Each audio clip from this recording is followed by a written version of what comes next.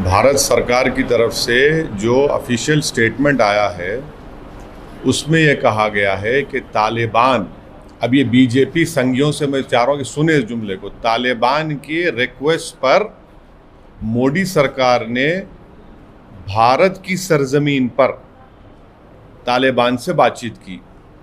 अब हम ये पूछना चाह रहे हैं मोदी सरकार से कि उनको क्या आपने कबाब खिलाया या उनको आपने दूध पिलाया या बग़ैर दूध की चाय पिलाई? और जब आपने बातचीत की तो आपने क्या उनसे कहा कि हेलमंड प्रोविंस में जैश ए मोहम्मद एक्टिव है, खोस्ट में लश्कर तैयबा का कैंप एक्टिव है? क्या भारत सरकार ने तालिबान के उस रिप्रेजेंटेटिव से ये खुलकर कहा कि हमारे जो माइनिंग राइट्स हैं एक मुकाम पर, क्या हमने उस माइनिंग राइट्स को आजीगोट में उसको बरकरार रखेंगे? और सबसे अहम बात यह है कि भारत सरकार यूएन सैंक्शन कमेटी का चेयरमैन है, तो क्या वो तालिबान और हक्कानी नेटवर्क के वो टेररिस्ट को डिलिस्ट करेंगे? और सबसे बुनियादी बात, ये मोदी सरकार देश को बताए कि तालिबान आतंकवादी है या नहीं है, और उनका मौक़िफ़ क्या बता दें। अगर आतंकवादी है तो क्या वो यूएपीए की टेरर लिस्ट में तालिबान को ऐड करेंगे, हक्कानियों को ऐड करेंगे? नहीं करेंगे, क्योंकि आए दिन एक मुसलमान अगर तरकारी बेचता है तालिबानी है, कोई इनसे अपोज करता है पॉलिटिकली, चाहे मुसलमान हो ना हो, ये तालिबानी सोच का है। ये बीजेपी के लोग आपके चैनलों पे बैठकर बोलते हैं।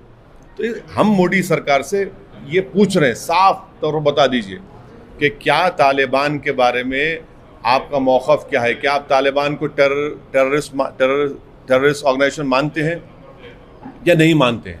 अगर सुनिए, अगर नहीं मानते हैं तो क्या आप उनको यूएन सैंक्शन कमेटी में, जिसका चेयरमैन भारत है, तालिबान के टॉप 100 लीडर, हक्कानी नेटवर्क के लीडर्स, उनको आप डिलिस्ट करेंगे? और अगर आप नहीं करेंगे तो क्या आप उनको यूएपीए की टेरर लिस्ट में उनको शामिल करेंगे? और अगर आप ये सब भी नहीं करेंगे तो क्या मोदी सरकार इनके जो स्पोक्स पर्सन है और इनके जो मीडिया के दोस्त हैं उनसे कहेंगे कि please shut up and don't call everyone तालिबानी? ये हमारा उनसे सवाल है। देखिए, सुनिए, बातचीत हम सरकार से सवाल कर रहे थे कि आपका मौक़िफ़ क्या है। आज भी हमारा उनसे यही क्वेश्चन है जो हम कह रहे हैं, क्या भारत सरकार, मोदी सरकार जो सत्ता में है, तालिबान के बारे में आपका पोजीशन क्या है? आप उनको टेररिस्ट ऑर्गेनाइजेशन मानते नहीं मानते? और अगर मानते हैं तो क्या यूएपीए की टेररिस्ट में शामिल करेंगे? और अगर मानते हैं टेररिस्ट हैं तो फिर आप माने भारत सरकार जो यूनाइटेड नेशन सैंक्शन कमेटी का चेयरमैन है उनको डीलिस्ट करेगा या वैसा ही रखेगा? ये हमारा सवाल उनसे, उनको जवाब देना पड़ेगा। और अगर ये सब नहीं भी करते हैं तो फिर इनके जो लोग बैठते हैं जैक इन द बॉक्स जो हैं, वो हर एक को तालिबानी तालिबानी तालिबानी, यानी ये क्या है फिर? ये इसको रुकाइए। हमने क्या कहा था कि क्या आप इनसे डायलॉग करेंगे? ये आएंगे। आपने मजाक उड़ाया मेरा। 2013 में मनमोहन सिंह की सरकार थी, बीजेपी अपोजिशन में थी, बहुत गालियां दी। फिर मोदी की सरकार बनी, 15 में मैंने 2 मरतबा, 16 में उठाया। आपका पोजीशन क्या है बताइए? आपने CAA का गलत अनकॉन्स्टिट्यूशनल कानून बना दिया। उस वक्त भी मैंने कहा था कि इसमें आप मुसलमानों को ये रिलीजन के ऊपर बनाकर, एक तो अनकॉन्स्टिट्यूशनल है, दूसरा स्ट्रेटेजिकली भारत के लिए ठीक नहीं है। क्यों नहीं है ठीक? पूछा गया हमसे।